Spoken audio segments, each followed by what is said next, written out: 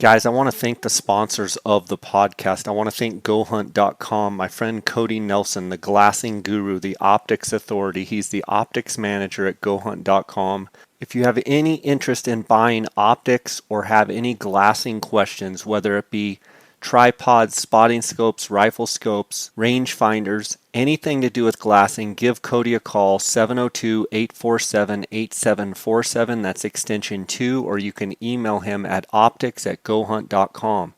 You can also send him a text or call him on his cell phone at 602-399-3699.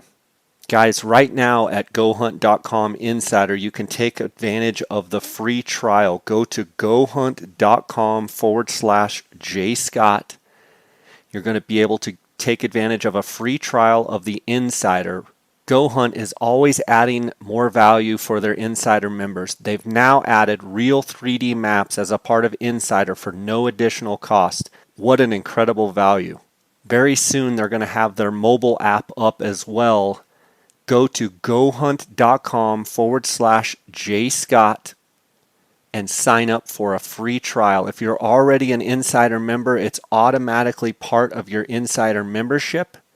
And you can just go to the Maps tab up at the top once you sign in as an Insider. I also want to thank KUIU Ultralight Hunting. That's the gear that I wear on all of my hunts. To find out more, you can go to KUIU.com, KUIU.com. They're a direct-to-consumer company. They sell everything off of the KUIU.com website. I also do a lot of question and answer on my Instagram where I'm answering questions about guys wanting to know about gear about KUIU, so tune into my Instagram. I want to thank KUIU for their sponsorship. I also want to thank Phonescope.com. Use the JScott20 promo code. You're going to get a 10% discount on all orders. Again, thanks to all the sponsors of my podcast. Welcome to the J. Scott Outdoors podcast. I've got my friend Phil Cramer, Cramer Hunts on Instagram, on the line. Phil, how you doing? I'm doing good, Jay. Doing real good. Awesome. I look forward to having you on and talking today about Coues deer specifically. I know you were out pretty hard in the archery season, and we had talked about you going out, and now we've progressed, and we're in October here, and you just had some juniors hunts last week, and then the general hunts coming up here pretty soon as well. What are you seeing out there as far as conditions, Phil? Jay, it's the driest I've ever seen it. As far as grazers are concerned, there's still pretty decent shrubs and acorns and stuff like that they can get food for. But as far as browse is concerned, as far as grazers, it's rough. I mean, there's not a blade of grass out there that I would say has not been eaten by something. All the dirt roads have lost all the fines and just ground down into powder. The water conditions are very poor, and even in areas that have good permanent water, the feed's just not there. It's been consumed and been used up. So the conditions in southern Arizona, and even when I was up on some elk hunts and antelope hunts in northern Arizona, it's rough. It's bad. So. Yesterday I drove in from Colorado. I'd been gone since kind of May, and came back through Kayenta and Tuba City, and then down through Flagstaff, and it was 82 degrees when we pulled into Flagstaff yesterday, and all the way out there on the flats in the Navajo, I mean, there was not a blade of grass. And then as we came on the north side of Flag, coming up 89A there, I mean, it was really, really dry. I commented to my wife, seeing it firsthand, and then all the way down through Camp Verde and into Phoenix, it was just dry. When you talk about, grazers, browsers, what you're saying is the cattle have eaten everything off that's anywhere close to the water sources, the dirt tanks, the windmills, the water tanks, what have you.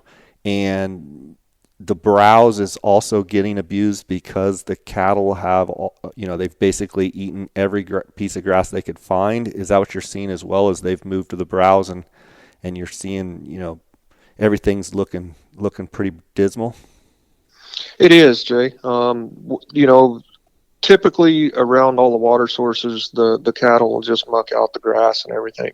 What's happened now is they've eaten all of that, and now they're moving up onto the ridges and the tops of some of these mountains where typically your wildlife can get away from the cattle and find a little better feed.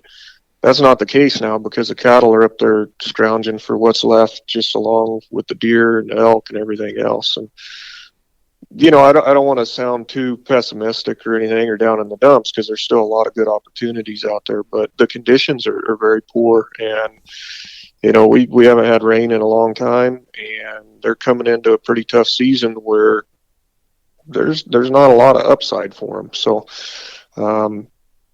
it's pretty tough out there right now. And like you said, it's hot. I just came off of a junior hunt in southeastern Arizona where it was getting up into 94, 95 every day, and the low was only 52, 53 at night. You got to be really careful with meat, not a lot of activity during the day, and so on and so forth. It's just we need summer to end and get into some fall and winter here for us. Yeah, for sure. So coming off this juniors hunt, you talk about the roads just being powder. What would you say dirt tanks that normally have water? I mean, do they have any water at all, or would you say most of the dirt tanks in southern Arizona that you drive by, say, go into your deer spots, were they, what was the condition they were in? 90% of them are dry. I also talked to a couple local ranchers that I've known for a long, long time, and they said they kind of saw and have seen the same thing on their ranges where 90% of their dirt tanks are dry. They're relying mainly on solar powered wells and windmills and that sort of thing for their water sources for their livestock. So with the juniors hunt that you had last weekend and knowing those conditions being, hot and dry, how were the deer acting? Were you doing anything specific to try and find deer as far as looking in certain areas? Talk a little bit about that. From what I could see, and for the people who have the general hunts coming up, I would focus around any water sources you can find. You're going to have your best opportunities within a mile and a half of those water sources. I noticed that the majority of the deer we were hunting compared to where they normally are at, they're down lower, closer to water sources that typically they would be further away from and up a little higher in the mountain ranges. Unless you know of some good springs or seeps that have water and you've confirmed they have water, you have to be around those water sources. The other thing is with the heat that I was experiencing on the hunts last weekend, you had a really good activity from daylight until I would say 8:30, 9 o'clock, and then is basically just nothing moving.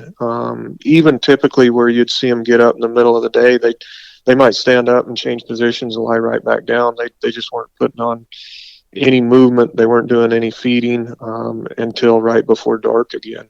And that was even with no moon. We had just finished a full moon and coming into a no moon period when I was out there. And even with that, the daylight activity was very, very slow. Typically, if you could bet a buck, you had all day to make a move because the buck wasn't moving. He was going to stay there. So it worked good once you found him, but it was tough to find him. You had to be on your A game early. Did you notice that if you betted them, that potentially they could lay until complete dark and actually not even get up? Or did your bucks, because you didn't have much moon, they were kind of getting up that last 30 minutes? Almost all the deer that I was able to put eyes on, they were getting up anywhere between an hour and 45 minutes before the last light of the afternoon. And as soon as they got up, they didn't mess around. They went straight to eating, and almost everything I was watching was eating leaves, off of shrubs and young growth. There just wasn't any grass for them to eat, and it's almost like they knew that they had to take advantage of that little bit of cooler period to get their groceries. That's for sure. Phil, we've talked about on the podcast, and I've also talked a lot of it on my Instagram, trying to tell people, help people, not tell people, but help people that are Coues deer hunting to try and understand that, glassing in the afternoon with the sun at your back is not the thing to do. Glass with the sun at your face and be looking into the shady side of the hill. Talk a little bit about that and if you saw that play out last week on the juniors hunt. Oh, 100%, Jay. The way I look at it is if you're comfortable, you're not glassing in the right direction.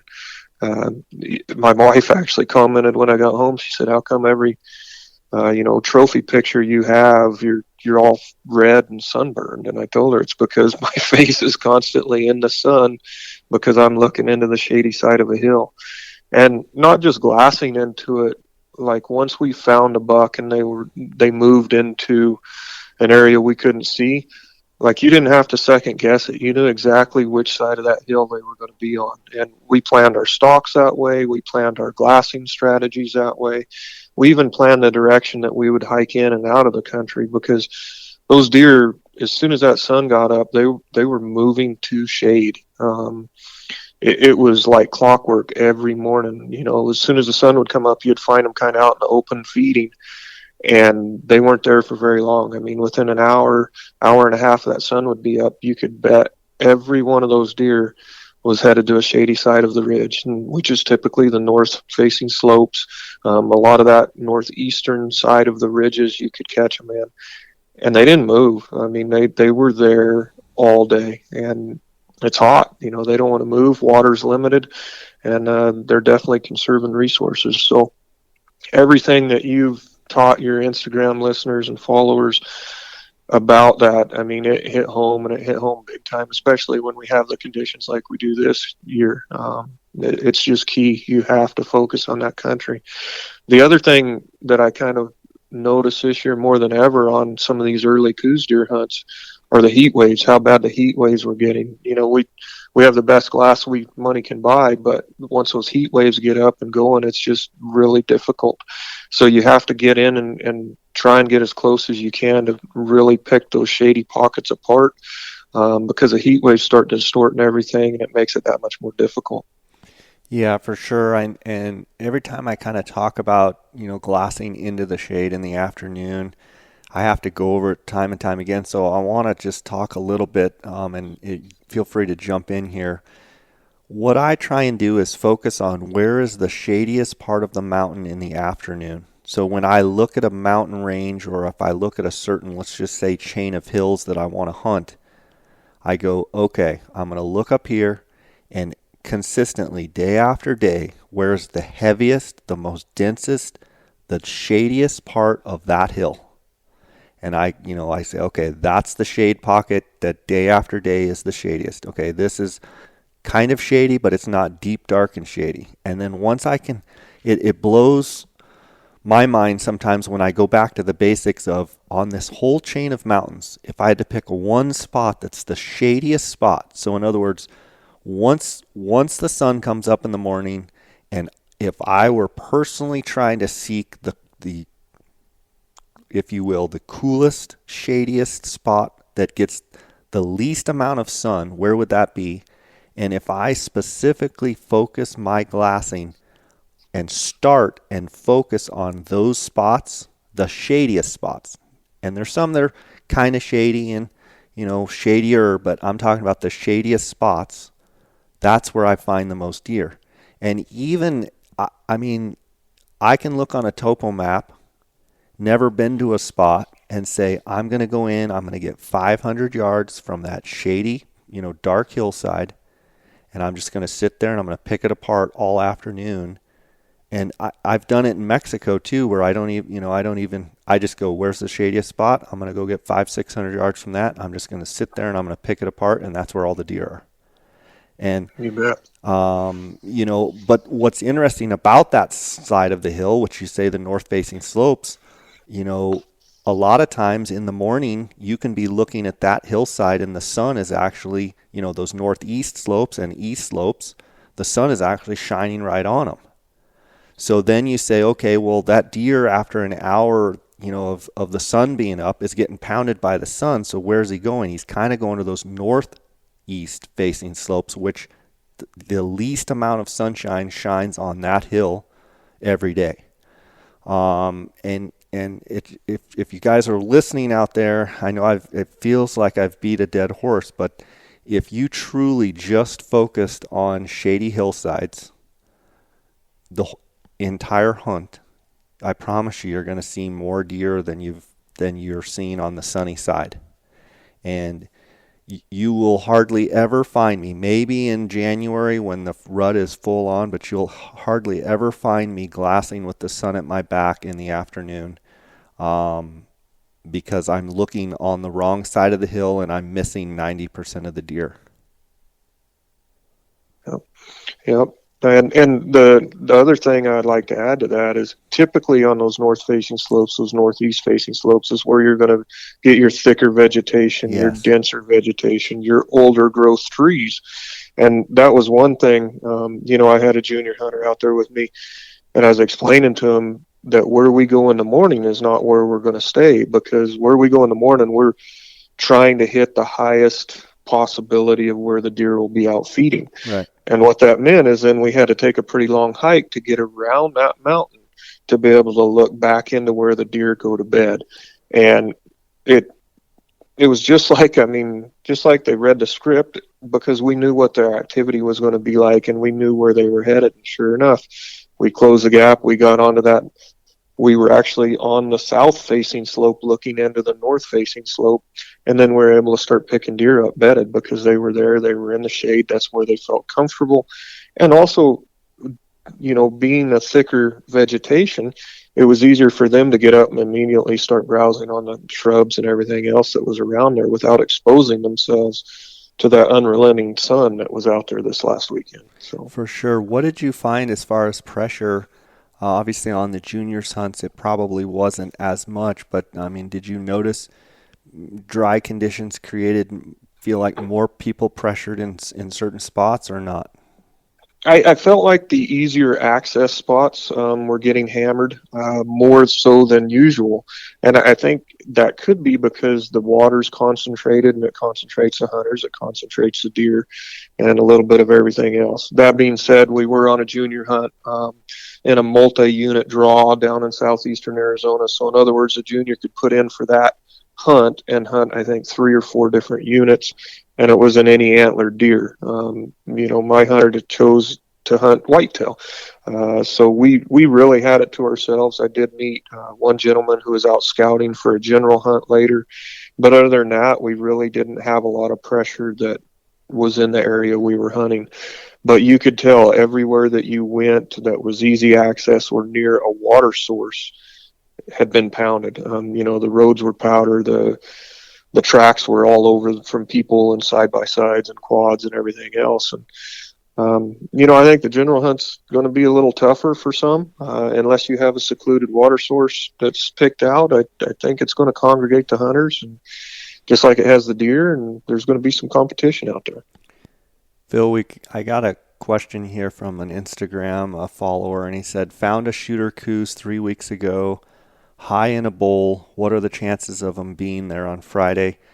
From a guy like yourself who glasses a ton and has hunted southern Arizona a lot for Coues, but also runs a lot of cameras, in your opinion, if he's finding a shooter 3 weeks ago, so he's talking at the end of September, what are the chances of that buck being there Friday? What would you tell him? Oh, he'll be there. He'll be within 400 or 500 yards of where he saw him 3 weeks ago, unless the water source has significantly changed and he has to leave to get more water. He's not going anywhere. But they typically, after they get out of their summer pattern, they'll be right where they're at from the beginning, middle of September, all the way through typically the end of November. I think one of the things, too, to reiterate what you're saying, I couldn't agree more, and I think that's what I told him, is he'll be right there within 400 or 500 yards of that exact spot, is you have to go in, and other than like what Phil says, if for whatever reason his water source dried up, that's the only reason that I could see that he potentially moved, or if if a predator came in and really moved in that area that moved him, I still think he's going to be right there in that spot. But I hear about it every year, and I've seen it myself, and I've gone through the mental struggle myself of, the buck's there, but you don't see him, so you think he's not there, so you leave. What I can tell you is from experience, if you know the buck is there and you've seen him, if you literally force yourself to just stay there until you find him, you will, most of the time, I would say 95% of the time, you will find that buck. Curious your thoughts, Phil. Couldn't agree more, Jay. Now granted, this is kind of a little shorter example, but out there on the junior hunt the first morning, we get out there and I glass up 2 bucks, and one of them's a shooter. I show my buddy, my junior hunter there, through my phone scope, and he's like, "Oh yeah, I want that buck." Well, they fed over a ridge. I said, "It's okay." I said, we'll play this very, very cautiously. We're not going to go in there too close. We don't want to take a chance on bumping them out, and they'll be right back here the next morning." And of course, he was skepticistic, and young, and wanted to go in there after him. I said, "No." I said, let's just spend the day hunting, and we'll come back here in the morning. That buck will be right there. We came back in that next morning, and that buck was within 100 yards of where we had spotted him the day before. Yeah. And that's just the way Coues deer are. Unless something significantly changes or they get bumped hard, they will be in the same area. They're homebodies. And speaking of homebodies, you have to be mentally disciplined, and the best Coues deer hunters that I've been around, that I've seen hunt, that I've talked to, that I've done podcasts with, they all say the same thing. You have to be mentally tough and disciplined to say, that buck is right there. I know he is, and I can go 3 or 4 or 5 days and not see him, knowing that he's right here.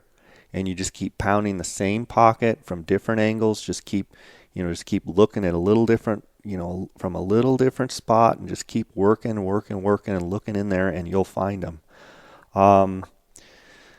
Phil, let me see. I've got another question here that I wanted to ask you that someone was asking me.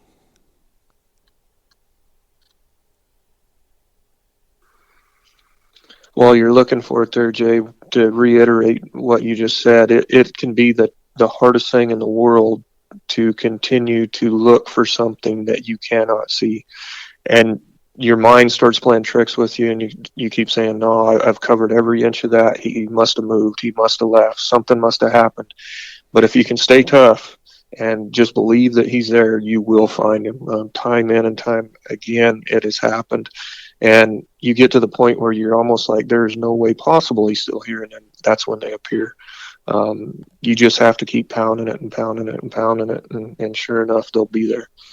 There was a question, what to expect of Coues deer movement with this drought? That was a question. Your thoughts on, are the deer moving more or less in a drought? I think they're moving quite a bit less once they get in an area where that has water and they can get some feed. They're no different than anything else, and they can tell that the conditions are tough. They're a little stressed, and they understand the more they move, the more they exert, it's not good for them, and the more water they have to get, the more food they have to consume to replace basically the calories they've burnt. So. And I saw this last week too, is that they're not moving much. They're staying closer to the water sources. They're not moving much during the day when it's super hot, and they're moving very little even at prime time, morning and evening. They're basically focusing in on the food and the water, and that's it. You don't see them messing around. You don't see them going from point A to point B unnecessarily. Well, and if you think about it, if there's less water and they have to be closer to water, predators also key in on that. And so the more they move, the more they put themselves in a vulnerable situation. So it makes total sense that they are smart enough to realize that, hey, I need to not move around here until things change. And, I've got my water, I've got my food, but the more I move around, the better chance, because they know the predators are also stuck, jammed up where everything's concentrated. I think it just makes complete sense that they're gonna lay pretty low until things change. Yeah, for sure. I want to ask you about seeing bucks versus seeing does. I get a lot of questions, people saying, well, I saw, 39 does, but I didn't see a single buck. If there's an area where you're seeing, Well, let me back up. Are there areas that you see too many does and you yourself go, something's wrong, I need to move? Talk a little bit about, the number of bucks and the number of does and what makes you feel uneasy if you see one or the other too much of the other. Well, I will say this year's a little bit different than normal years where they're more concentrated around water sources. That being said, there's areas that I call nurseries, and that's where you just get into an area and you see nothing but does, yearlings, fawns, and you're just not finding any bucks. And that's typically in areas where the feed's a little easier to get to, that's a little more open, could even be an area that's easier for people to get to, and there's more human activity. And those are typically areas that you can tell right away. I mean, you're just seeing a bunch of deer, but you're not seeing any bucks. And like I said, I call them nurseries, and it's time to get out of it. You got to move. You might not have to move far. It might be a half a mile, might just be the other side of the ridge, but you need to move because the bucks just aren't there. And usually in Arizona, typically the bucks won't be there until the middle to end of January. So for sure, get out of that zone and find a new area to spend your time looking. Well, as I said, to start the answer to that question, this year's a little bit different in the fact that it's concentrating the deer just due to the conditions. So like this last weekend, I was in an area where I was seeing multiple does and yearlings and still a fair amount of bucks. And that's just because they were closer to the water sources, and the areas that they had feed were a lot more limited. So they were closer together, plain and simple, and that's just due to the conditions we have. So you will find both, but typically if all you're seeing is does, you better move. Let's talk about, you run a lot of trail cameras in the summer as far as antler growth. Some southern Arizona coues, in your opinion, are we below average, average, or above average as far as antler growth? So I ran cameras, and I'll just throw out some units that I had cameras in this year to kind of give your listeners an idea the conditions I saw and what I've seen this summer in southern Arizona. I was 29, 38, 30B, 31, and 32, kind of spread out through those units. And I would say the antler growth for coues are average. I wouldn't say it's above average. I wouldn't say it's below average. What I did notice this year on the majority of the bucks that I have history with is the extras were less, whereas last year we had pretty good moisture going in through the winter and into the spring that carried us on. Almost every buck had a cheater, an extra, and a tine here or there, whereas this year very few of them did. They were mainly more the typical antler configuration. They didn't sprout the split eye guard near as much. They didn't sprout the cheaters that I saw last year. So based off of those observations and what I've seen, and then carried even into last week when I was out there with the junior hunters, I would call it average. I'd like to say it was better, but it's just not, Jake. It's average year. Are you noticing any more, with it being dry, are you noticing more or less activity on your cameras than normal this time of year? By far less. It actually got less. I was expecting a pretty good uptick, which I had on the one or two very few isolated storms we had in certain areas. And then I expected it to kind of continue to pick up, and it just didn't. The deer really never seemed to get into full swing of their summer mode, is what I would call it. And what I've seen here recently is like a lot of the bucks even kind of got lazy to the point where they weren't rubbing their horns all the way clean. It very lackluster in their activity. And I can't attribute it to anything else, and it's just the simple fact that it's hot and dry, and the deer feel it just like you and I do. And don't you talk about, we've talked about on some of these podcasts where you're talking about some of the salts and stuff that you've had for years and years and years. When there's a rain, almost like clockwork the next day, the next couple days, they're right there licking. But if it's dry, they're not licking. Am I remembering that correctly? You bet. And they won't, it not necessarily they won't lick, it's just their activity slows way down. You get a rain and they might be on that lick 4, 5, 6, 7 times throughout a 24-hour period, the same buck. I never saw that this year. Even in a couple of areas where we got some decent activity, I was fortunate enough to be there, and we had some rains, I'm sorry, and we had really good activity the next day or two. But the rains were so spotty and central, localized in certain areas, it wasn't widespread, that a lot of my licks just never got the frequent activity or the repeat visits from bucks that it normally does. It made it for a pretty difficult archery season, and I think we're going to see some of that in the deer's conditions throughout this year. I don't think they got quite the nutrients that they needed.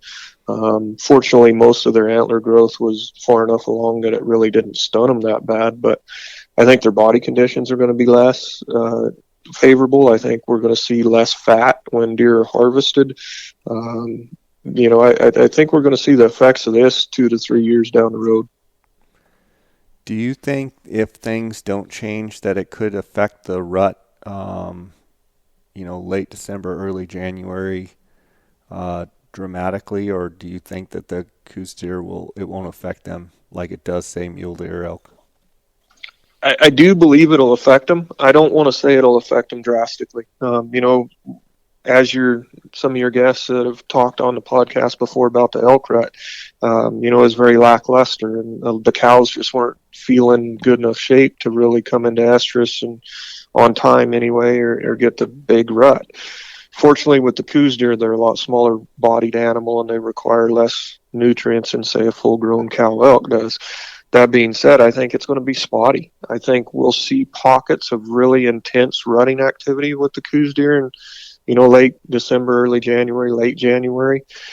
But I don't think it's going to be widespread. I don't think you're going to see that 2 or 3 canyons in an area where the deer are just going bonkers. I think it's going to be a pocket here. It's going to be a pocket there.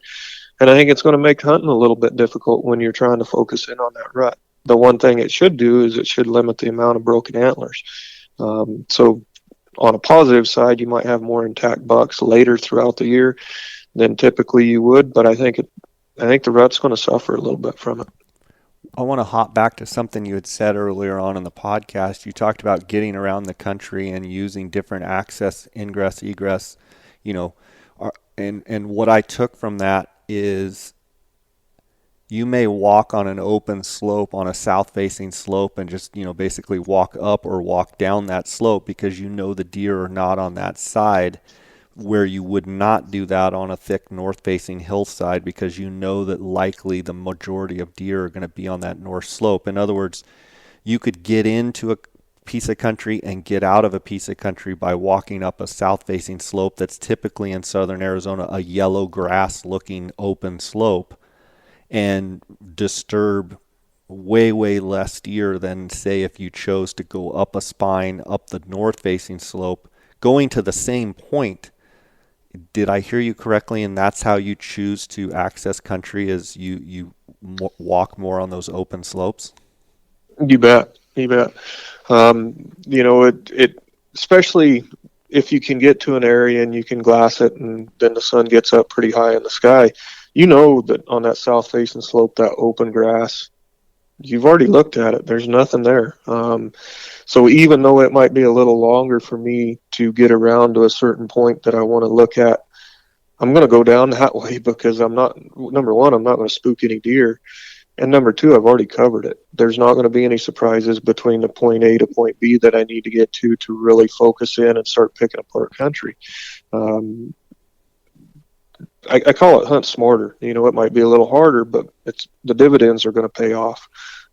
Even the gentleman I ran into that was out there scouting, we talked a little bit, and I asked him how he came up to the point that we were on, and he told me. I said, "Oh man," and I said, "Going back," I said, "just go 100 yards on the other side of that ridge, and you're going to be in an open, basically trail, to be able to go back to the same spot that you just came from, except for you're not going to beat brush, you're not going to spook anything, and you're going to have a good, easy walk out." So it's definitely important to think about and kind of plan your hunts that way, and it makes it for typically where you're not running into animals that you're blowing out. That, number one, either what I call the rodeo happens when you're trying to get them in a scope or get a junior hunter on them or whatever, but also you get an opportunity then to go set up where you need to be and really pick apart the country without having anything busted out of it.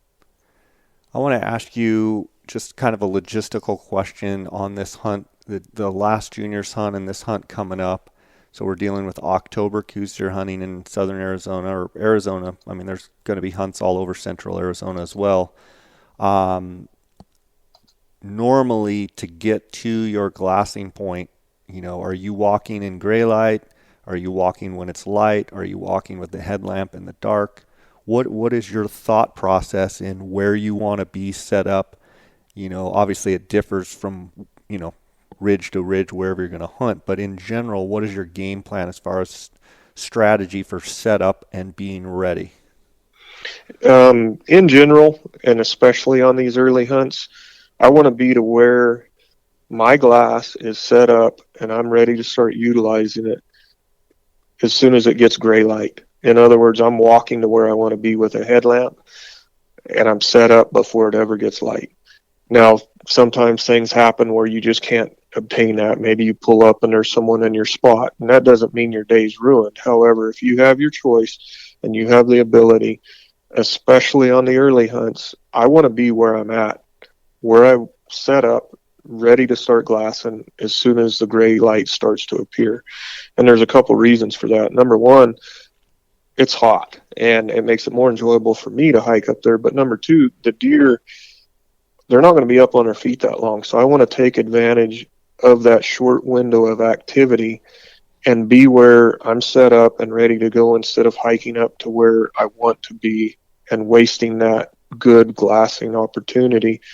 It means you get up a little bit, but let's face it, in the middle of the day, there's not going on. So find a shade tree and take a nap if you have to. But it pays dividends to be up and where you need to be set up before it ever gets light on these early hunts, especially. A little later in the year when the activity's more and it's cooler and the deer seem to be on their feet more, it's not quite as important, I don't think, because you have just as good a chance of seeing something as you're hiking in. This time of year, I'm not wasting that time. I'm going to be behind my glass before that sun comes up over the hill. Okay, let's take it a step further. Let's say you're up there glassing and let's say you spot a target buck. Um, what is your standard protocol for how you react to, okay, I've got a buck that, either your junior hunter, whoever, your hunter that's with you or yourself, whatever, that you want to shoot. What are things that go through your head? So typically, if I can, I want that buck to bed before I make a move. The hard part is where they're feeding when you first spot them at that first light in the morning likely is not going to be the exact same spot they bed. So then what I start doing is, okay, where are they going to go to where they don't have to get up throughout the day and be in shade the rest of the day? Typically that means they're going to go to the north facing slope. A lot of times that means they're going to go over the ridge away from where I can see them. And that makes it hard because if you, as soon as you lose eyes and you lose sight of that buck, your chances of successfully killing him go way down. However, if you know the deer's movements and what they should do, you can start limiting places where they're not going to go. In other words, I know he's not going to go all the way across that wide open hillside and lay down there. So I start looking over, okay, he's likely going to go over the ridge and bed somewhere there. Then I start planning my attack. How can I get to where I can see in there without spooking him? And it makes it difficult. However, I found that if you can bed the buck, especially when as hot as it is this time of year, as dry as it is, he's not going to move the rest of the day. That takes the pressure off of you to try and rush something, to try and bump him. And let's face it, say it doesn't happen. If you don't bump him, he's going to be back in that same spot you spotted him that morning. So I take it more of a cautious approach to it, and it's paid dividends for me. I hate trying to make a move on a buck when they're on their feet. Typically, the only time I'll do that is when they're rutting or pre-rut, when they're covering a lot of country, because they might not be there 2 hours later in the same, zip code. They might move somewhere else. However, on these early hunts, they're typically going to be within that same area that you spot them. So I wait for them to bed, and if they go out of sight, then I start planning my attack to get into there and look into the areas that they should be bedded. 9 times out of 10, you're going to be able to find them again. Yeah, that's good stuff. I might add a couple things here. That's where if you're hunting with a buddy and let's say you guys are together and you both, like, okay, I got a buck over here and he's going across and he's going to drop. you just know he's going to drop over on the north facing slope. What I would recommend there is keep one guy there watching that slope in case for whatever reason he doubles, he crosses over into the shady side, but he doesn't like something and he comes back over. But get your other buddy over into position, even if it's going to, take him an hour or two to get over there. Have him start and get over into position. Or if you're glassing in a situation where your buddy is on the back side of that ridge, which is a lot of times what Dar and I like to do, is get where if I spot something that's, say, on a south-facing ridge and I know he's going to top over or think that, he's going to do what we, go to the north-facing shady slope, Dar's already on the back side of that. And if you're in a state, which Arizona is, where you can use radios, you can say, hey, Dar, I got a buck. He's headed at this ridge. You should pick him up. And then, boom, all of a sudden you've got a situation where your spotter or your hunting companion is on the other ridge, and he's like, I got him. Now, Jay, you get over here. One thing I will say is if the buck is kind of at the top of the ridge, sometimes it's best for you both to just kind of keep eyes. And if Dar's saying, Jay, he's kind of acting like he's going to pop back over the ridge, then you've got him. But then once he tops down into the north-facing slope, and let's say Dar's on him, or I just say Dar because I hunt with him a lot, my hunting companion is on him, then he's working his way down kind of into the thicker part of the ravine. You can go ahead and move, and then all of a sudden you bounce around and get over to him. Sometimes, that buck may feed for another 30 minutes or an hour, and you actually can get a shot at the buck, before he beds for the day. And then take that even a step further. Once that buck beds up, there may be a situation where that spotter, let's say Dar's on the opposite ridge and he's like, I got the buck, you need to start moving over here. I get over to Dar and he says, okay, I got him bedded, but you're not in shooting range. So now what would happen in that situation is either I would advance closer to where the buck is, or Dar would move, but one of us would stay in that exact position to make sure that buck didn't get up.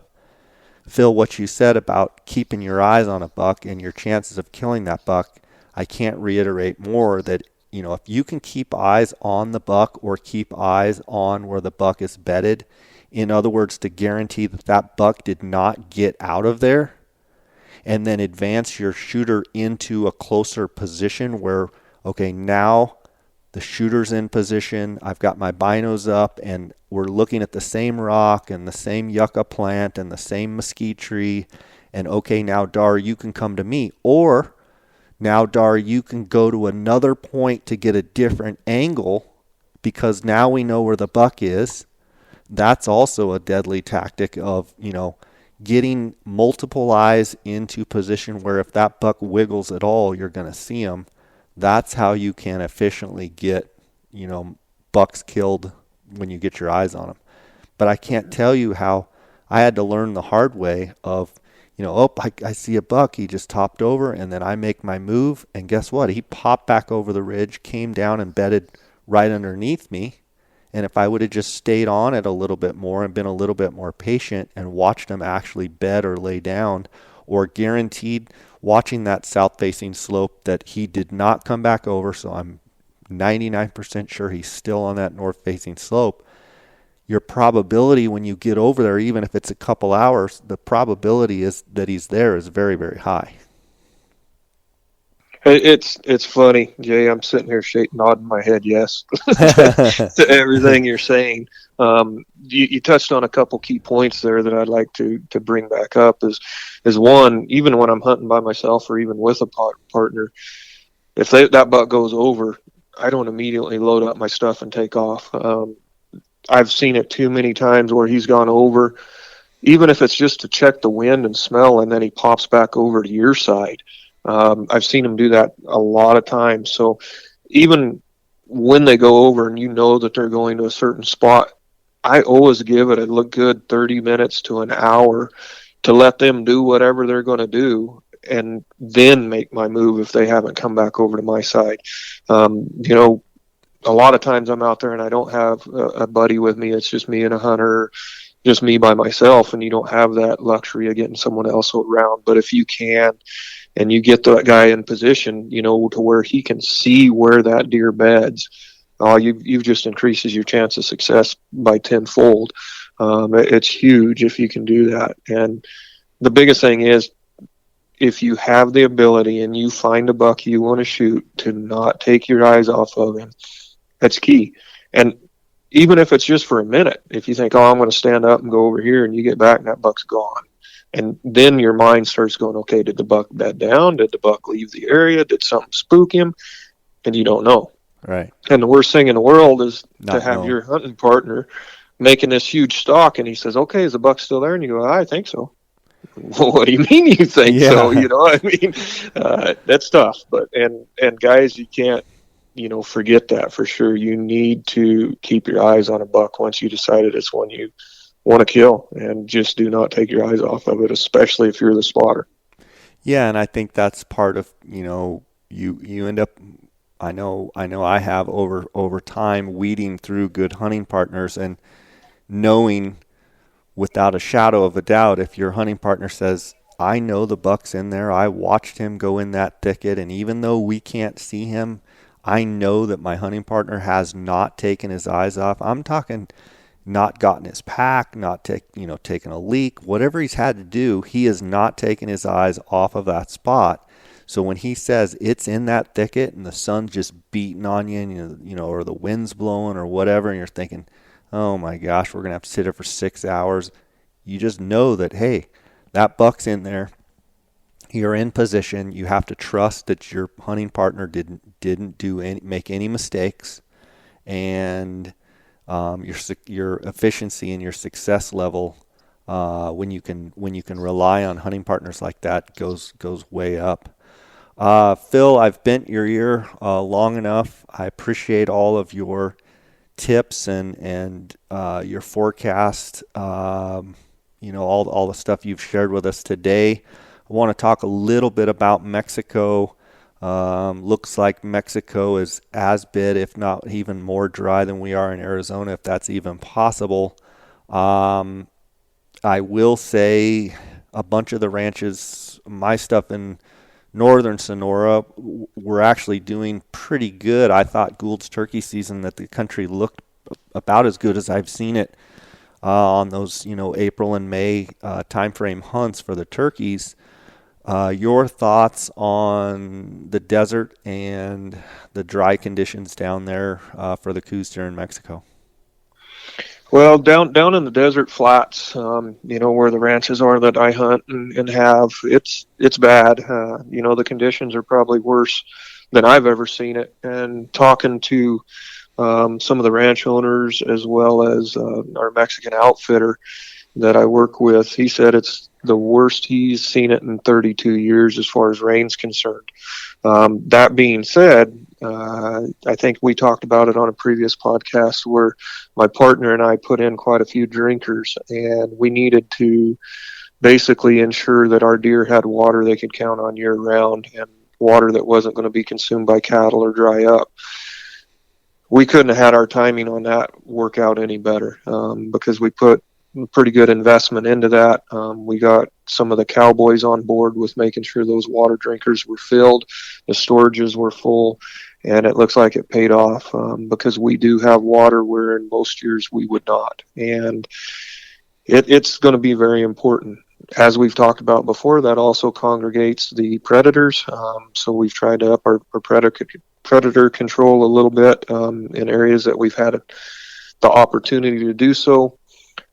And as you know, we set water down there on those desert ranches, and I'm pretty excited with our opportunities to what we might be able to kill, and see some of the bucks that might show up that have kind of been dispersed with the good rains we've had the last couple of years. So I guess to answer the question, Jay, the conditions are very poor as far as dry and how lack of water there is. But on the other hand, when you're focusing on hunting water, you can't help but be excited, and that's what I am. Here in a couple weeks, I'm going to go down. set as many cameras as I Okay, wait a can. minute. The last time I talked to you, you swore you were not going to go down early season and you were just, it was just not going to do it. But I understand the conditions have changed, so you're going to do it, aren't you? I'm going to do it. I'm not going to do it in October. So I told you I wouldn't go back in That's right. October. You So did say October, so you weren't completely lying. yeah, yeah. But no, we're going to go down the first week in November. So And mark your calendars. The biggest rainstorm you've ever seen come to Arizona is going to hit about the first week of November. yep, that's my luck for sure, for sure. So by No, but setting those cameras, you feel like with the lack of water around, with the waters you've put in, you're actually probably going to retain bucks that won't go wandering off of your ranches, even though they're giant ranches. You get some of those areas that are, on the fence lines and stuff that they may wander. You feel like you're going to retain some of those bucks, and from an inventory standpoint, you think it, potentially November, mid-December, it could be phenomenal if it stays dry, just from a gathering intel perspective. I do, and that's kind of what we're counting on. That's why we're going down early, to try and get those cameras on the water sources, as well as to do a little work as far as what our feed situation is. What our water situation is. We might as go as far as put in a couple more enclosures and try and get another drinker to put up, and get out some more predator control while we're down there, and try and do it early. So that way they have water they can continue to count on, and we have pictures and intel coming in as soon as possible. Some of the drinkers we've had cameras on, and we're just dying to get out there and check them, see what the activity's been, but more so get more cameras out. And I think we're going to actually have a better opportunity to get a better, more accurate inventory of the bucks that we have the potential of harvesting this year, just due to the lack of water. And you're okay with the fact that if bucks are even watering at night, where your pictures are at night, your goal in this strategy of early November going down there is, in essence, really just trying to get a picture or get a photo or get a video, regardless Yep. if it's during the day or if it's at night. Whereas, in January, it just kills you when you're getting those night photos. You're just trying to say what bucks are here. Exactly. I just want to know what the potential is. Right. I've been known to get one picture and hunt 13 days after one deer. But if you don't get that picture, you don't know he's there. And all you need is the one picture to be able to determine, yes, this is a shooter. No, this is not a shooter, and move on. Our time's limited. I wish I could say we had all the time in the world, but we don't. So you want to make the most of your time. And when you're targeting, the top bucks, the older age class bucks, the best trophy potential bucks that you can, you want to be in the right spot at the right time. And without that picture, you don't know where that is. So I don't care if it's night, middle of the day, middle of the night, whatever, as long as I get the intel, and then we'll deal with the daylight, nocturnal, whatever it might be later on once we know they're there. I know I told you I'd let you go, but I do have quick question. You have I've been sending you texts asking if you'll adopt me, but you have a razor and you also have a general. I'm curious if you would give us the rundown of the general versus the razor and the performance and what you like better and blah blah blah. You bet, and yes, I do have both. That being said, let me clarify. My razor's an Here's where older he starts razor. justifying it. This is it, but it's yeah, okay. Go ahead. But anyway, it's a 2013. It's a 4-seat 900. Obviously, I modified it to where it had plenty of storage for hunting and what's not and everything. When I first got that, my friends gave me a hard time. Said, "What are you doing buying that machine that's built for the dunes?" And I said, "There's a couple of reasons. One, it's quiet.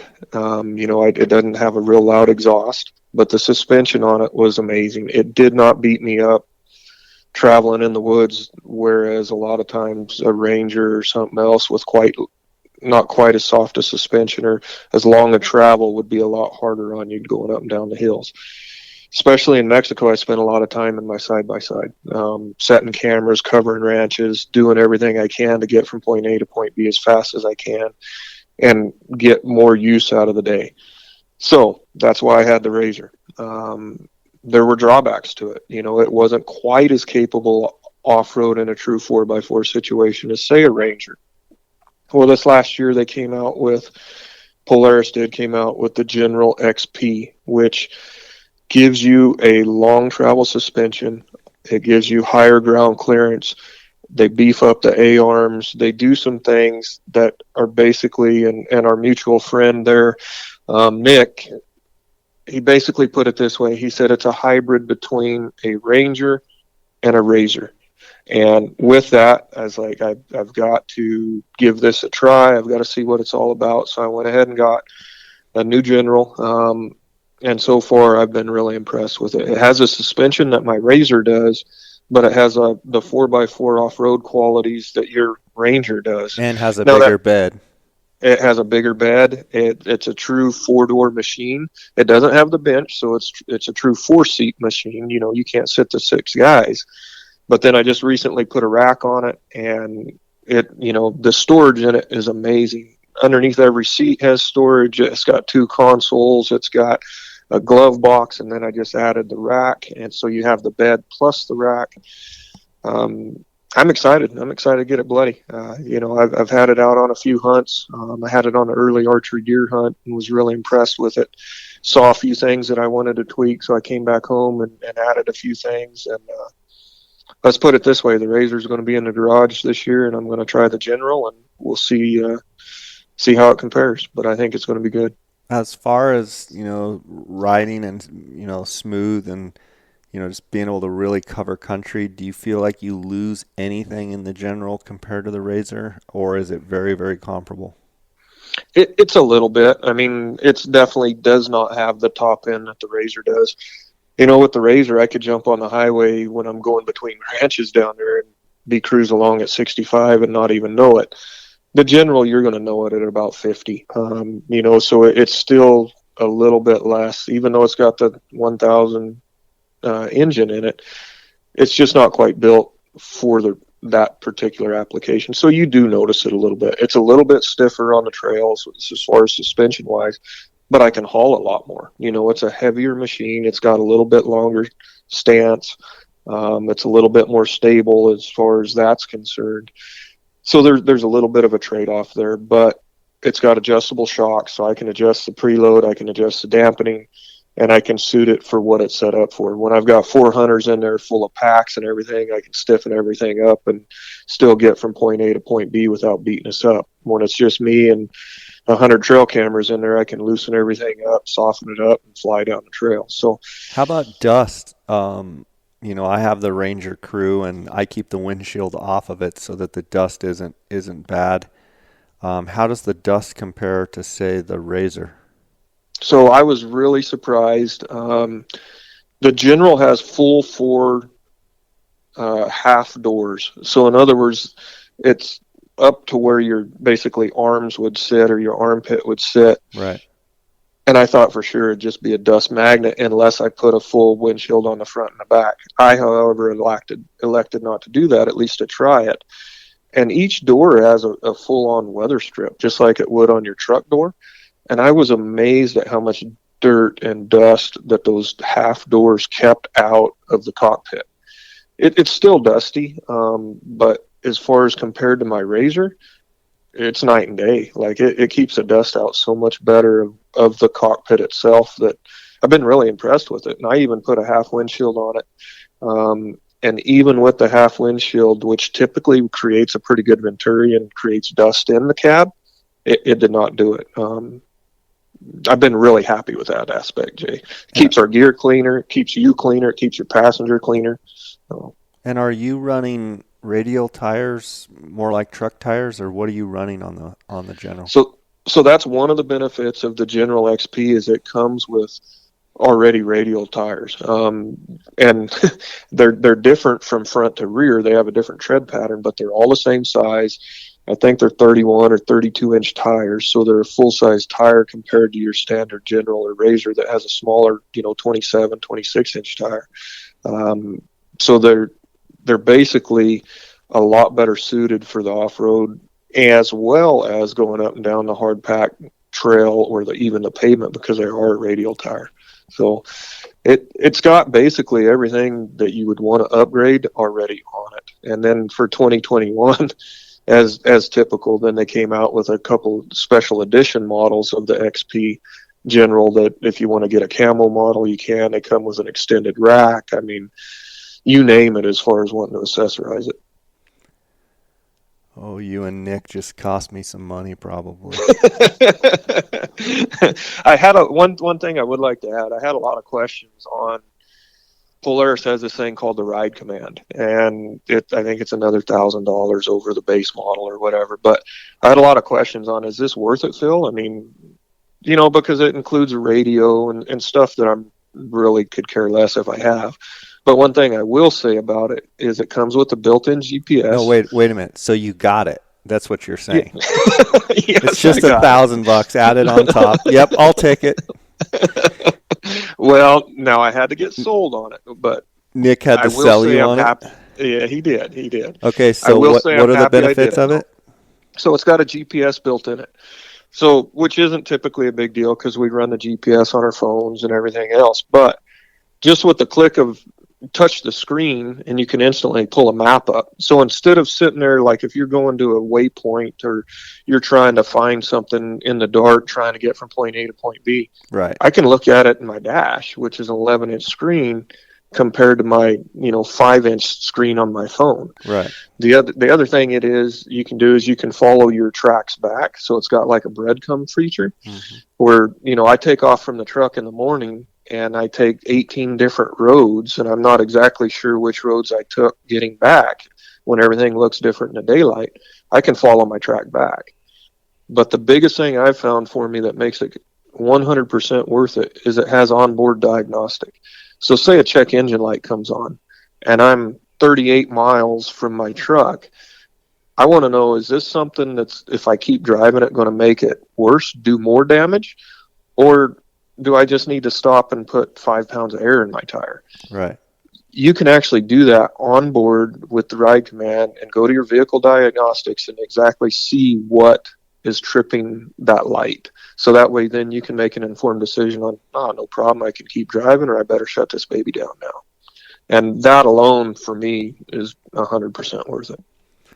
Well, that's pretty cool. I'd like to give a shout out to Nick Hayter. He's the general manager over at Right Now Goodyear. He's been taking care of Dar and I for several years now, and he's just an awesome guy and treats Hunter, really all sportsmen. He's a hunter himself and made contact with them years ago and been super happy. And I know, Phil, you went over there and got this General, and you've been happy with Nick. So shout out to Nick, and anybody out there listening, feel free to contact me or Phil. We can give you Nick's contact info, but he's the general manager over there at Right Now Goodyear. And I mean, I can't tell you how many people I've sent over, and everyone texts back what a cool guy is, and just takes care of people. So that's really neat. I'm glad you're having fun with the General. I can't wait to ride in it and check it out myself. And you got to keep up with the Joneses. So I've probably got a purchase in my future here.